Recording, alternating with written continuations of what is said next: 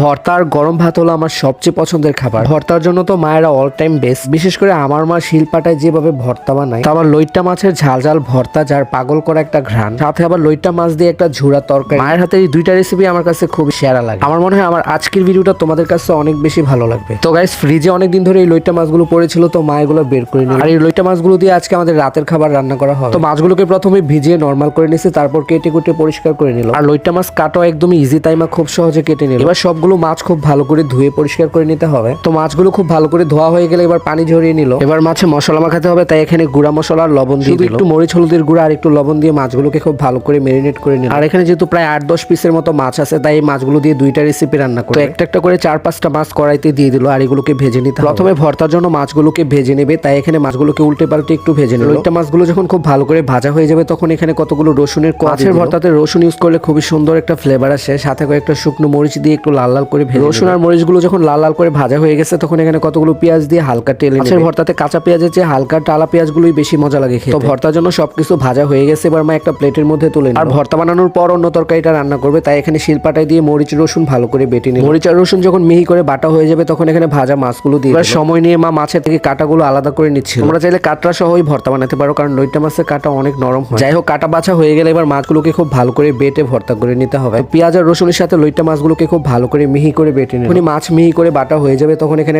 পেঁয়াজগুলোও দিয়ে দিল। ভর্তাতে পেঁয়াজের পরিমাণ বেশি হলে আমরা অনেক পছন্দ করি, তাই মা একটু বেশি করে পেঁয়াজ দিয়েছে। এরপর পরিমাণ মতো লবণ দিয়ে এবার পেঁয়াজগুলোকে হালকা বেটে নিতে হবে। পেঁয়াজগুলো একটু বাটা হয়ে গেলে এবার ভর্তার সাথে মিক্সড করে নিই, মানে মাছ সহ পেঁয়াজগুলোকে একটু বেটে নিতে হবে, যেন ভর্তাটা ভালোভাবে মিক্সড হয়। তো গাইস, লইট্টা মাছের ভর্তা বানানো প্রায় হয়ে গেছে। আর এই পর্যায়ে ভর্তা থেকে এত সুন্দর একটা স্মেল আসছিল, আর মাছের ভর্তাটা দেখতে এত বেশি লোভনীয় লাগছিল। তোমরা চাইলে যে কোনো মাছের এরকম ভর্তা বানাতে পারো, রেসিপিটা জাস্ট একই রকম। তো মাছের ভর্তা বানানো অলমোস্ট ডান। আর একটা পাত্রের মধ্যে তুলে নিল। আর মাছের ভর্তাটা দেখতে মাশাআল্লাহ এত লোভনীয় লাগছিল। এরপর মা আবারও চলে এলো লইট্টা মাছের ঝুরা ভুনা করার জন্য। আর লইট্টা মাছের ঝুরা ভুনা করা হলেই তারপর আমরা একসাথে খাবো। বাকি মাছগুলো কড়াইতে দিয়ে খুব ভালো করে ভেজে নিছে, তারপর মাছের কাঁটাগুলো এভাবে ছাড়িয়ে নিতে হবে। আর কাঁটাগুলো ফেলে দেওয়ার পর মাছগুলো দেখতে ঠিক এরকম লাগছিল। এরপর মা অন্য একটা কড়াইয়ের মধ্যে কিছুটা মশলা কষিয়ে নিছে, পেঁয়াজ রসুন বেশি করে কাঁটা ছাড়ানো সেই ভাজা মাছগুলো এখানে দিয়ে খুব ভালো করে ভুনা করে নেবে। এভাবে লইট্টা মাছ রান্না করলে খেতে অনেক বেশি মজা লাগে। এটাকে আমরা ঝুরা ভুনা বলি। আর গরম গরম ভাতের সাথে এই ঝুরা ভুনাটা খেতে অনেক ভালো। রান্না শেষে উপরে যখন এরকম তেল তেল ভেসে আসবে, তখনই চুলাটা বন্ধ করে দিল। তো আমাদের রাতের খাবার রেডি। আমি আমার প্লেটে গরম গরম ভাত আর টমেটো সালাদ নিয়ে নিই। লইট্টা মাছের ঝুরা ভুনা থেকে এত সুন্দর একটা স্মেল আসছিল। আমি গরম গরম ভাতের সাথে অনেকটা পরিমাণ লইট্টা মাছের ভর্তা নিয়ে নিলাম। এবার সাথে নিয়ে নেবো মায়ের রান্না করা লইট্টা মাছের ভুনা। যেহেতু আমি অনেক ঝাল ঝাল ভর্তা লাভার, তো প্রথমে আমি লইট্টা মাছের ভর্তা দিয়ে ট্রাই করব। আর গরম গরম ভাতের সাথে ভর্তা দিয়ে মেখে যেই না একটু মুখে দিলাম, ট্রাস্ট মি গাইস, এই ভর্তাটা খেতে এত মজা। ভর্তাটা দেখতে একটু আঠালো টাইপের, আর গরম ভাতের সাথে মাখালে দেখতেও এত লোভনীয় লাগে। অলরেডি আমার এখনো মুখে পানি চলে আসছে এডিট করতে গিয়ে। আর এত মজার ভর্তা দেখলে তো যে কারোই মুখে পানি চলে আসতে পারে। আমি একটু একটু করে টমেটো সালাদের সাথে মিক্সড করে খুব মজা করে খেয়ে নিলাম। এবার লইট্টা মাছের ঝুরা ভুনা দিয়ে একটু ট্রাই করব।